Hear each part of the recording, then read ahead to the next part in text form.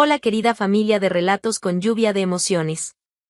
Si esta historia te toca el corazón, déjame tu like y cuéntame en los comentarios desde qué ciudad me sigues.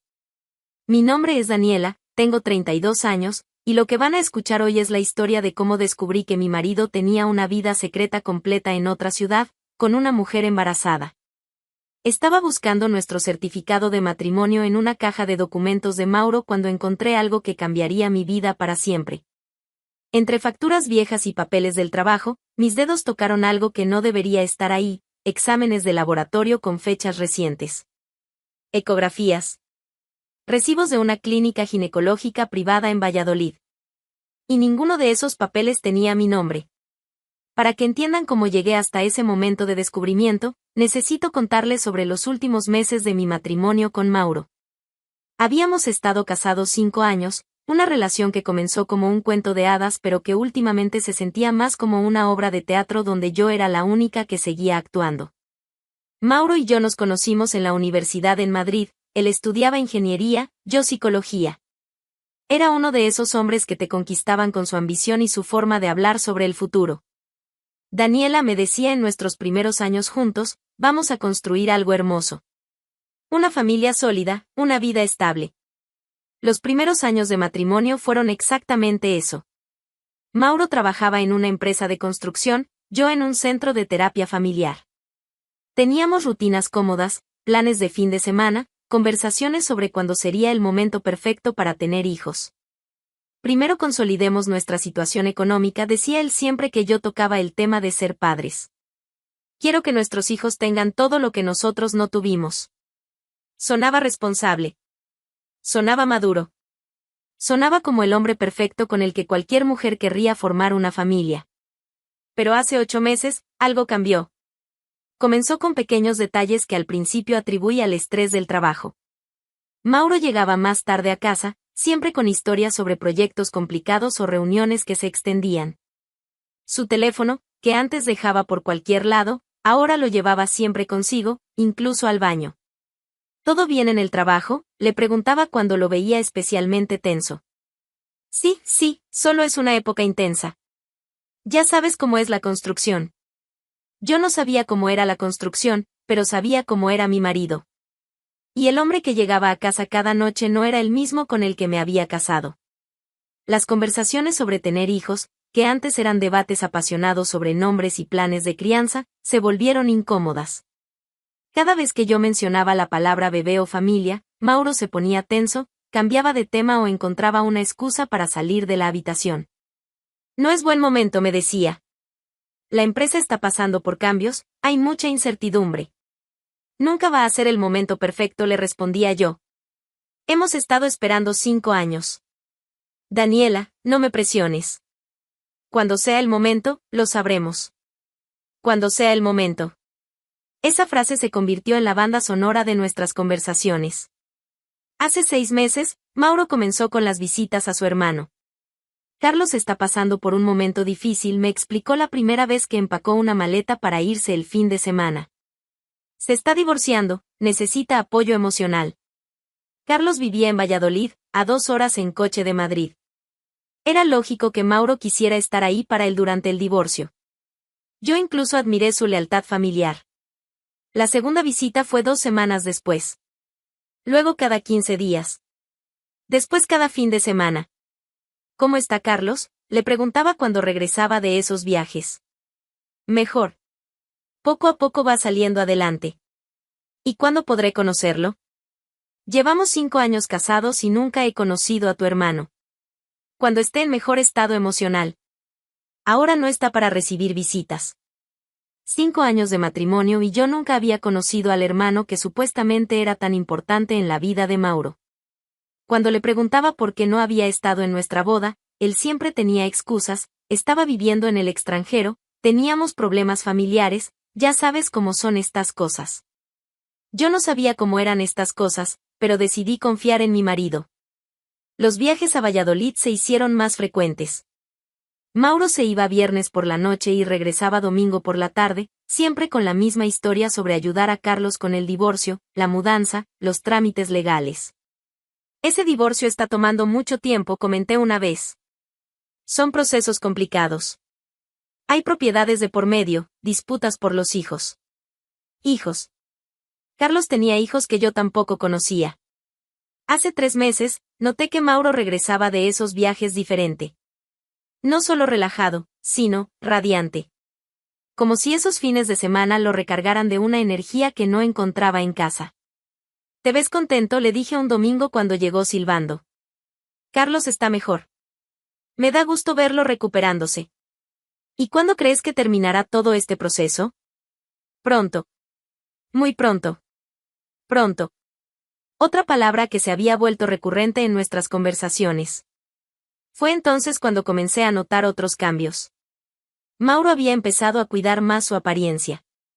Compraba ropa nueva, usaba perfumes diferentes, se cortaba el cabello con más frecuencia. Te ves muy elegante, le comenté cuando lo vi arreglándose para otra visita a Carlos. Solo quiero estar presentable. Ya sabes cómo es cuando uno sale de casa. Cuando uno sale de casa. No cuando voy a ver a mi hermano. Cuando uno sale de casa. Las conversaciones sobre nuestro futuro se volvieron prácticamente inexistentes. Si yo mencionaba planes para el próximo año, Mauro se ponía evasivo. Si hablaba de remodelar la casa o cambiar de coche, él decía que era mejor esperar a ver cómo se desarrollan las cosas. ¿Qué cosas?, le preguntaba. Ya sabes, el trabajo, la situación económica, todo. Todo. Una palabra que lo abarcaba todo y no explicaba nada. El mes pasado, Mauro comenzó a actuar como si estuviera preparándose para algo. Organizó todos sus documentos personales, puso al día sus papeles del trabajo, incluso limpió su escritorio de una forma obsesiva que no era típica de él. ¿Estás organizando algo especial?, le pregunté. Solo me gusta tener mis cosas en orden. Sus cosas en orden. Como si se estuviera preparando para un cambio importante. Pero lo que más me llamó la atención fue su actitud hacia mí. Ya no era solo distancia o evasión. Era como si me viera con lástima. Como si fuera una obligación de la que pronto se liberaría. Cuando yo hablaba de nosotros, del futuro, de tener hijos, él me miraba con una expresión que no podía descifrar. No era amor, no era irritación. Era algo parecido a la condescendencia, como si yo fuera una niña aferrada a juguetes que ya no le correspondían por edad. Y llegamos a esa tarde de martes. Mauro había salido temprano del trabajo para resolver unos trámites. Yo estaba organizando documentos para nuestra declaración de impuestos cuando recordé que necesitaba nuestro certificado de matrimonio. Debe estar en la caja de documentos importantes, pensé. La caja estaba en el estudio de Mauro, en una estantería alta. Cuando la bajé, se sintió más pesada de lo que recordaba. Al abrirla, vi todos nuestros papeles habituales, certificados, títulos universitarios, contratos de trabajo. Pero también había cosas nuevas. Primero vi un sobre Manila que no reconocía. Dentro había exámenes de laboratorio fechados 2 meses atrás. Análisis de sangre de embarazo. Positivo. El nombre en los exámenes era Lucía Mendoza. Seguí revisando con manos temblorosas. Había más papeles, recibos de una clínica ginecológica privada en Valladolid, citas para control prenatal, incluso una ecografía de 12 semanas. Todo a nombre de Lucía Mendoza. Y en el fondo de la caja, encontré algo que no dejaba lugar a dudas, la copia de una llave con una etiqueta que decía Apartamento 3B, Residencial Los Olivos, Valladolid. También había un mapa de la ciudad con anotaciones escritas a mano de Mauro. Direcciones marcadas, rutas trazadas, incluso el nombre de un supermercado y una farmacia cerca del apartamento. Lucía Mendoza. Embarazada. En Valladolid. Con la llave de su apartamento en la caja de documentos de mi marido. Cada pieza del rompecabezas encajó con una claridad dolorosa. Los viajes frecuentes. La historia del hermano divorciándose. La evasión sobre tener hijos conmigo. Los cambios en su apariencia. La forma de mirarme como si fuera un obstáculo temporal. Mauro no estaba ayudando a ningún hermano. Estaba construyendo una nueva vida con otra mujer. Una mujer que estaba esperando un hijo suyo. Me quedé sentada en el suelo del estudio durante 1 hora, rodeada de evidencias de la traición más elaborada que había experimentado en mi vida. No solo me había engañado con otra mujer. Había creado una identidad completamente falsa durante meses, inventando un hermano inexistente para justificar una relación paralela. Y lo más doloroso, mientras yo le rogaba que tuviéramos hijos, él ya estaba esperando uno con otra persona. Cuando escuché su llave en la puerta principal, guardé todos los papeles exactamente como los había encontrado. Cuando Mauro entró a casa, me encontró leyendo tranquilamente en la sala. ¿Cómo estuvo tu día?, me preguntó, dándome el beso rutinario en la mejilla. Tranquilo, respondí. ¿Y el tuyo? Normal. ¿Encontraste lo que buscabas para los impuestos? Sí, mentí. Encontré exactamente lo que estaba buscando. Esa noche, mientras Mauro dormía plácidamente a mi lado, yo me quedé despierta procesando no solo lo que había descubierto, sino lo que iba a hacer al respecto. Porque había aprendido algo importante sobre mí misma esa tarde, no era el tipo de mujer que hace escenas, que grita, que suplica por explicaciones. Era el tipo de mujer que planifica. Y tenía una semana para decidir exactamente cómo usar toda esa información en mi favor. Porque si Mauro creía que podía jugar conmigo durante meses mientras construía su nueva vida en secreto, estaba a punto de descubrir que había subestimado completamente a la mujer con la que se había casado. Los siguientes días fueron los más extraños de mi vida. Tenía que actuar como si nada hubiera pasado mientras procesaba mentalmente cada detalle de lo que había descubierto. Mauro seguía con su rutina normal, levantarse, desayunar conmigo, irse al trabajo, regresar por la noche con historias sobre su día. Pero ahora yo sabía que cada historia era potencialmente una mentira. ¿Cómo sigue Carlos?, le pregunté el miércoles durante la cena, probando hasta dónde llegaba su capacidad de inventar. Mejor. Ya firmó los papeles del divorcio definitivo. Creo que este fin de semana será la última vez que necesite mi apoyo tan intensivo. La última vez. Qué interesante elección de palabras. Me da gusto que haya podido superar todo eso, dije, cortando mi ensalada con la calma de una actriz consumada. Debe haber sido muy duro para él. Sí, muy duro. Pero ya está listo para empezar una nueva etapa de su vida. Una nueva etapa. ¿Estaría hablando de Carlos o de él mismo? Durante esos días, observé a Mauro con ojos completamente nuevos. La forma en que revisaba su teléfono con una sonrisa que pensaba que yo no notaba. Cómo empacaba sus maletas con una meticulosidad que no era normal en él. La manera en que me miraba durante nuestras conversaciones, como si fuera un capítulo de su vida que estaba llegando a su fin. El jueves por la noche, mientras él se duchaba, revisé discretamente su maleta. Estaba empacando más ropa de la habitual para un fin de semana. Camisas nuevas que no había visto antes. Un perfume que definitivamente había comprado para otra persona. Y algo que me llamó mucho la atención, había empacado una pequeña caja de joyería que reconocí porque yo se la había regalado el año pasado para que guardara sus gemelos. Pero cuando la abrí discretamente, no contenía gemelos. Contenía un anillo. Un anillo de compromiso. En ese momento entendí que no solo me estaba engañando. Se estaba preparando para pedirle matrimonio a Lucía Mendoza. El viernes por la mañana, Mauro se levantó especialmente temprano. Lo encontré en la cocina, ya vestido y con sus maletas junto a la puerta. ¿Te vas muy temprano hoy?, le pregunté, sirviendo café para los dos. Quiero llegar temprano para pasar más tiempo con Carlos. Ha sido una semana muy emotiva para él. Emotiva. Sin duda iba a ser una semana emotiva para alguien. ¿Y cuándo regresas? El domingo por la noche, como siempre. Aunque. Se detuvo, como si estuviera considerando decir algo importante. ¿Aunque qué? Nada, no importa. Te llamo cuando llegue. Me dio un beso en la mejilla, el mismo beso rutinario de los últimos meses, y se fue. Pero esta vez, en lugar de sentir la soledad habitual de sus ausencias, sentí algo completamente diferente, alivio. Porque finalmente iba a estar sola para hacer lo que tenía que hacer. Lo primero que hice fue llamar a un abogado matrimonialista que me había recomendado una amiga del trabajo.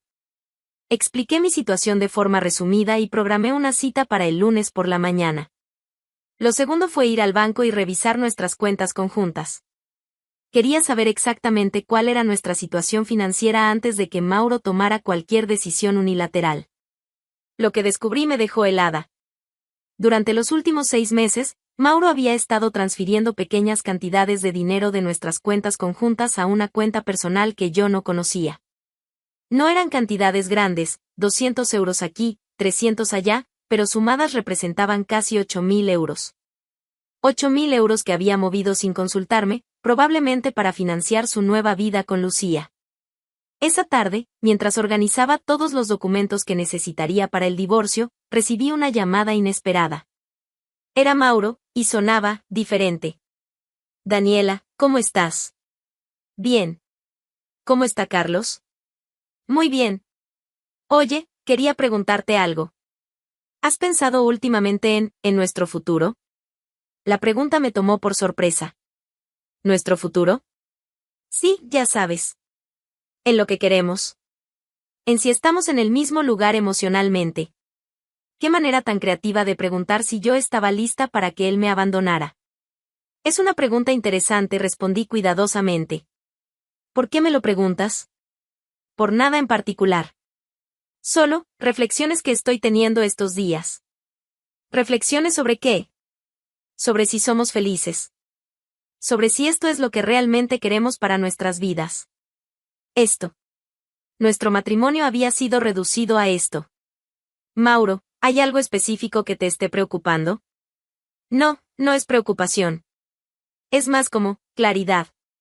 Como si finalmente estuviera viendo las cosas como realmente son. Claridad. El hombre que me había estado mintiendo durante meses hablaba de claridad. Entiendo, dije. ¿Y qué ves cuando miras las cosas claramente? Veo que tal vez hemos estado viviendo por inercia. Que tal vez es momento de ser honestos sobre lo que cada uno realmente quiere. ¿Y qué quieres tú, Mauro? Hubo una pausa larga. Podía escuchar ruido de fondo, voces, música suave. Definitivamente no estaba en casa de ningún hermano divorciado. Quiero ser honesto contigo, dijo finalmente. Creo que merezco ser feliz. Y creo que tú también mereces ser feliz. Pero no necesariamente juntos, completé su pensamiento. Exacto. No necesariamente juntos. Era casi impresionante su capacidad para hacer que abandonar a su esposa sonara como un acto de generosidad hacia ella. ¿Y cuándo pensabas tener esta conversación honesta conmigo?, pregunté. Cuando regrese el domingo. Creo que es momento de que hablemos seriamente sobre nuestro futuro. Nuestro futuro. El futuro que él ya había decidido unilateralmente. Tienes razón, le dije. Definitivamente necesitamos hablar cuando regreses. Me da gusto que lo veas así. Pensé que no sé, que ibas a ponerte difícil. ¿Ponerte difícil? Como si querer salvar mi matrimonio fuera un capricho irracional. No hay razón para ponerse difícil cuando las cosas se hablan con honestidad, respondí. Exacto. Bueno, te dejo. Carlos me está esperando para cenar. Carlos. Su coartada favorita hasta el final. Dale mis saludos a Carlos, dije. Y dile que espero conocerlo pronto. Sí, claro. Te amo, Daniela. Te amo. Las palabras sonaron tan falsas que casi me dieron risa. Nos vemos el domingo, respondí, y colgué sin decir que yo también lo amaba. Porque ya no era verdad. Ese fin de semana lo pasé en una especie de trance productivo. Visité al abogado el sábado por la mañana, había conseguido una cita de emergencia, y salí de ahí con todo lo que necesitaba saber sobre el proceso de divorcio. Con las evidencias que tiene, me explicó el licenciado Herrera, este va a ser un proceso muy sencillo. Adulterio comprobable, ocultamiento de bienes, engaño sistemático. Su esposo no tiene base legal para reclamar nada. ¿Y si la otra mujer está embarazada? Eso solo empeora su posición legal. Demuestra premeditación en el engaño. Perfect. El domingo por la tarde, mientras esperaba que Mauro regresara, preparé todo meticulosamente. Los papeles del divorcio estaban sobre la mesa del comedor. Las copias de todos los documentos que había encontrado en su caja estaban organizadas en una carpeta. Los extractos bancarios mostrando sus transferencias no autorizadas estaban destacados con marcador amarillo. Y yo estaba sentada en la sala, leyendo tranquilamente, cuando escuché su llave en la puerta. Daniela. Ya llegué, gritó desde la entrada, con una voz que sonaba extrañamente alegre. Estoy en la sala, respondí sin levantar la vista de mi libro. Entró silbando, con las maletas en la mano y una sonrisa que no había visto en meses. Se veía como un hombre que había tomado una decisión importante y se sentía libre. ¿Cómo estuvo tu fin de semana?, me preguntó, dejando las maletas junto al sofá. Muy productivo. ¿Y el tuyo? Excelente. Carlos está mucho mejor. De hecho. Se sentó frente a mí con esa sonrisa confiada, creo que ya no va a necesitar tanto apoyo mío. Qué bueno para Carlos. Sí. Y eso significa que ahora puedo enfocarme en otras cosas importantes. Otras cosas importantes. Como Lucía y su embarazo. Hablando de cosas importantes, dijo, adoptando un tono que claramente había ensayado, creo que es momento de que tengamos esa conversación que mencioné por teléfono. Por supuesto, cerré mi libro y lo miré directamente. Pero antes de que empieces, tengo una pregunta. ¿Cuál? ¿Sigues pensando que aún estoy aquí esperándote como una tonta? Su sonrisa se desvaneció. ¿Qué?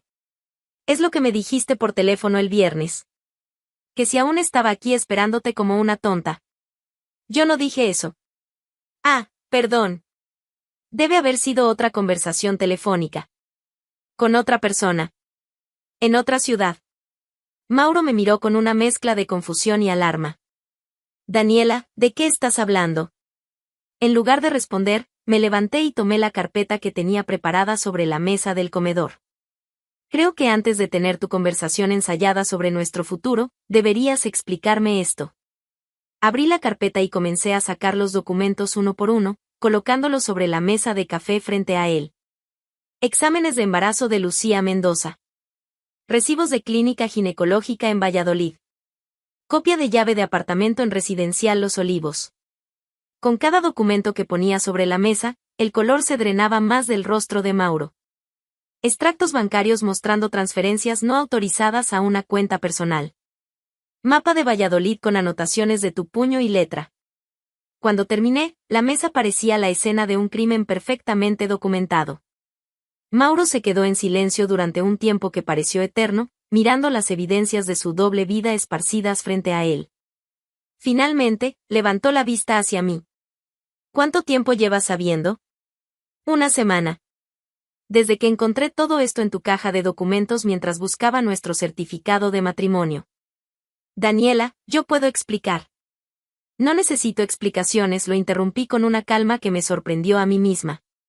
Tengo todas las explicaciones que necesito aquí en la mesa. Pero no entiendes la situación completa. Entiendo que tienes una amante embarazada en Valladolid. Entiendo que has estado financiando esa relación con nuestro dinero. Entiendo que inventaste un hermano inexistente para justificar tus escapadas. ¿Qué más necesito entender? Mauro se pasó las manos por el cabello, claramente desesperado.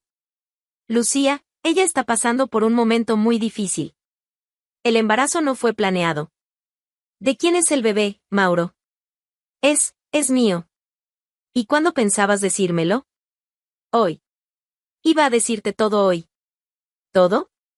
¿Incluyendo que le compraste un anillo de compromiso? Su expresión de shock me confirmó que había visto la joyería en su maleta. Daniela, las cosas entre nosotros no han funcionado hace mucho tiempo. Las cosas entre nosotros, repetí lentamente, no han funcionado porque tú has estado viviendo una doble vida durante meses. Tú quieres hijos y yo no estaba listo. Pero si estabas listo para tener un hijo con ella. Es diferente. ¿Diferente cómo? Mauro no respondió. Porque no había respuesta que no lo hiciera quedar como exactamente lo que era. Me levanté y caminé hacia la mesa del comedor, donde tenía los papeles del divorcio. Bueno, dije, regresando con los documentos, ya que estás aquí para tener esa conversación honesta sobre nuestro futuro, empecemos.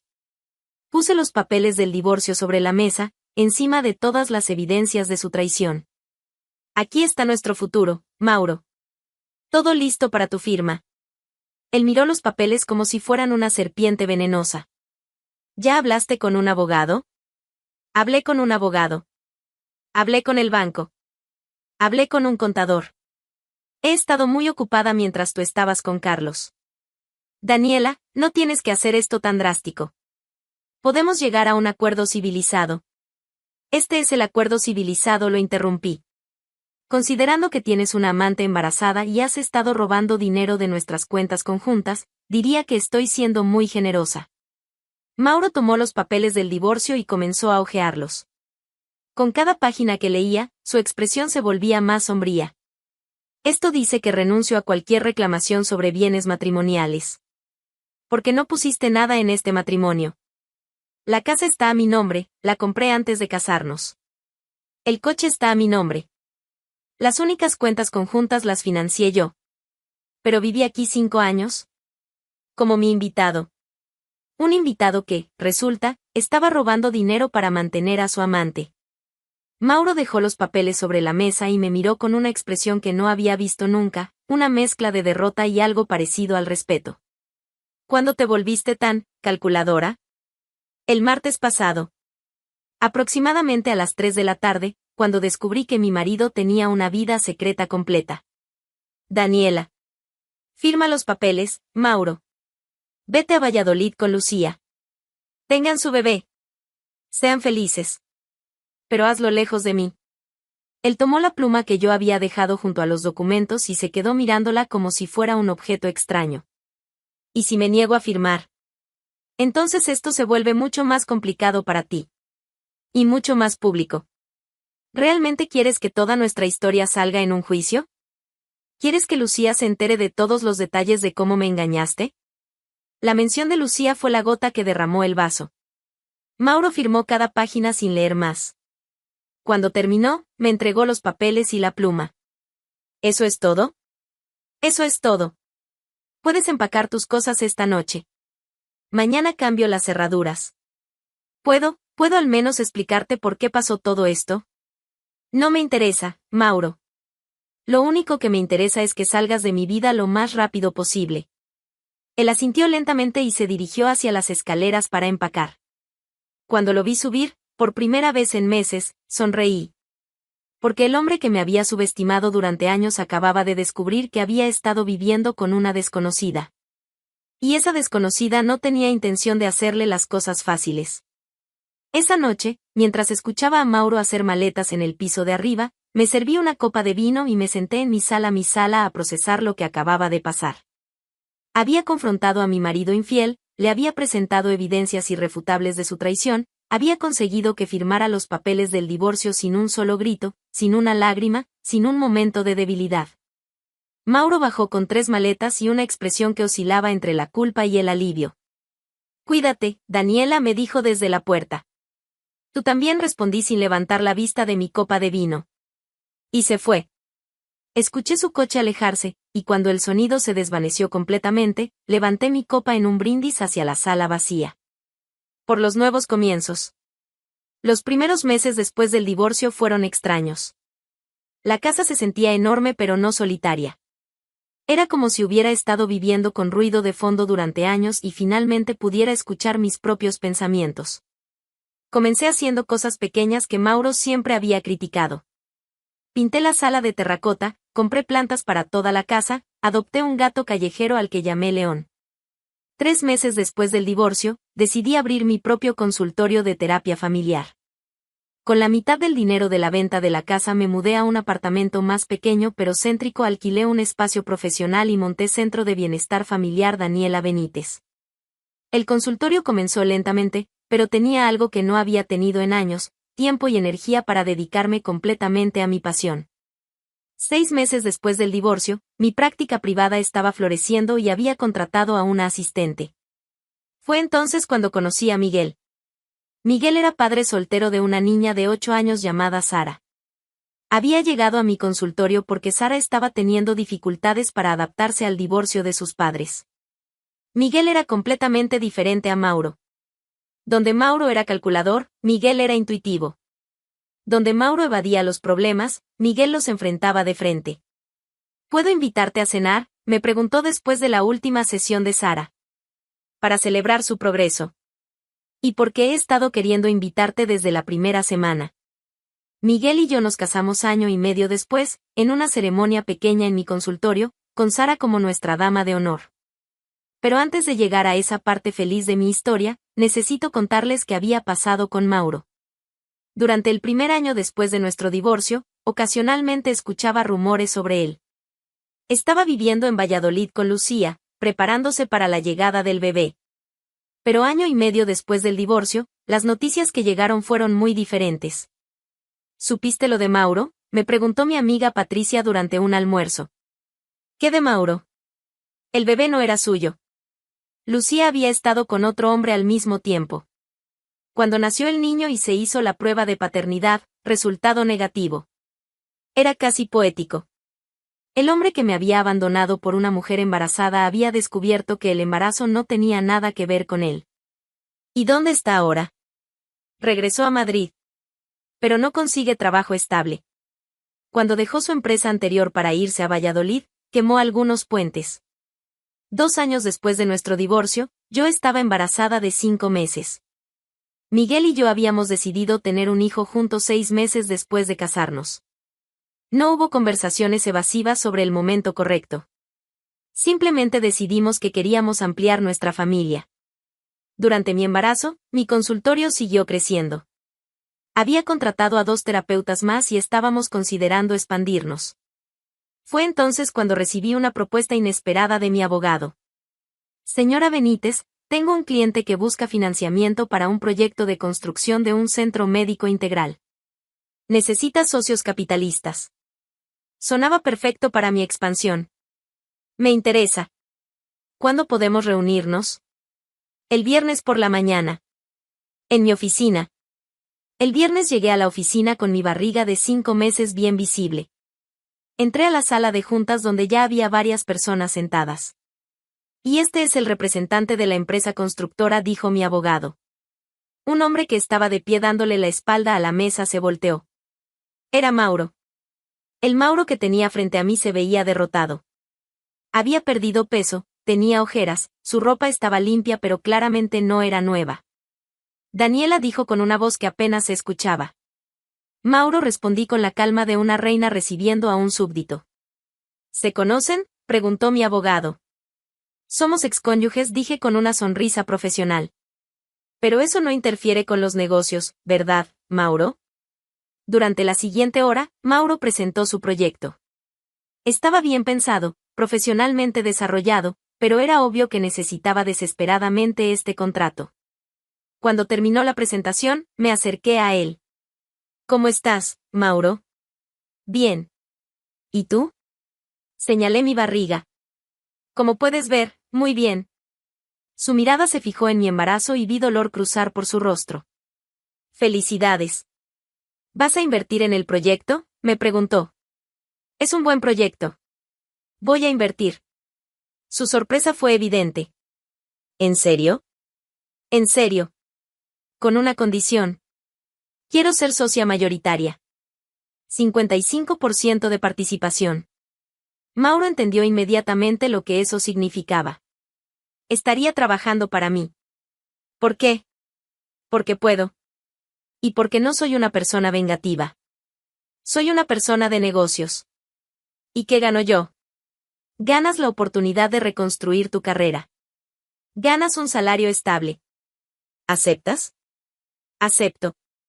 Nos dimos la mano, una transacción completamente profesional. 3 meses después nació Elena, mi hija con Miguel. Una niña perfecta que llegó rodeada de amor genuino. El día que salí del hospital con Elena en brazos, pasamos por la construcción del centro médico. Vi a Mauro supervisando a los trabajadores, concentrado en su trabajo. Se veía en paz. Como un hombre que había aceptado las consecuencias de sus decisiones. ¿Quién es ese?, preguntó Sara. Alguien que me enseñó algo muy importante. ¿Qué te enseñó? Que a veces la mejor venganza es vivir tan bien que la venganza se vuelve irrelevante. Miguel me tomó la mano libre. Eres increíble, ¿lo sabías? Lo estoy aprendiendo, le dije, mirando a Elena dormida en mis brazos. Al final, esa había sido la historia, una mujer que descubrió que la mejor venganza es construir una vida tan plena que el dolor del pasado se vuelve irrelevante.